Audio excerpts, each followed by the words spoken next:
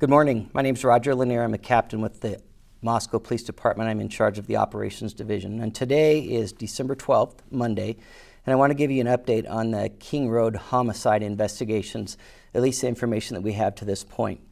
Over the weekend, investigators still continued to sort through numerous tips, calls, and online tips in regard to this investigation. There's been a lot of questions about the white car that we've been interested in. We're looking for that car because we believe through our investigation that that car was in the area during the time of the murders, and we also believe that the occupant or occupants may have seen something. They may not know they have seen something. So we specifically want to talk to them, and we want to know who they are and what they might know or might be able to contribute to the investigation. Over the weekend, investigators have sorted through and prioritized numerous tips. Some are tips that came in earlier and we've been working on. Other tips are new and are relevant. It's overwhelming sometimes with the amount of information that comes in on these tip lines. So our analysts have spent hours sorting through and trying to come up with the most relevant tips first for the investigators to follow up on. They have re-interviewed some of the folks we've interviewed earlier in this investigation to clarify information. Sometimes when new information comes forward, the people that we've spoken to beforehand may have new insight on that. So it does often seem like we're backtracking, but we're really just trying to get the most important details and the best timeline that we can come up with. We have literally an army of analysts who have been sorting through videos that have been submitted through the FBI.gov Moscow upload site. Those videos are from all over town, gas stations, and specifically the area around King Road. We've been trying to use those videos to garner new information. As you can imagine, there's hours and hours and hours of video, so it does take a lot of time. I want to talk a minute about safety. There's been a lot of speculation about what is the safety to the public right now, or the risk to the public right now. I would just like to add that we should always be vigilant.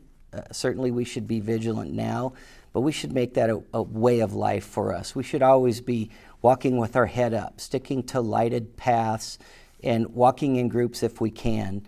And in addition, letting people know when you've arrived home if you have not made prior arrangements. This is not an indication of a specific elevated risk, but something that we should be vigilant with just in our daily lives. I want to let everybody know that we are still 100% committed to solving this crime. There's a lot of information to sort through, and the information keeps coming in. And not all of the information is relevant, but you don't know if a tip is valid until you take the time to examine that tip and see how it relates to other information that you might have. We have teams in Moscow, Salt Lake City, and in Virginia, as well as other locations across the country. And we're prepared to do interviews and follow up on information at any point, anywhere. The ISP and FBI investigators, along with the Moscow Police Department investigators, includes dozens of analysts, tip line operators, and others, and they're working around the clock, 7 days a week to sort through the volumes of information. MPD has detectives, support personnel, and a communications team to try to keep everything together, but it is still a daunting task. The FBI, their investigators are ready at a moment's notice at any place in the country to go conduct an interview should the tips and leads take us there. And the Idaho State Police has, besides working on the investigation, had several uniformed troopers in the area to help with safety concerns around the city and on the University of Idaho campus. And just a quick reminder, please stick to official news releases for information. Tracking down rumors and quelling rumors about specific individuals or specific events that may or may not have happened is a huge distraction for investigators, and oftentimes is the result of social media propagation, and it is very, very frustrating to investigators and hard to stay on track.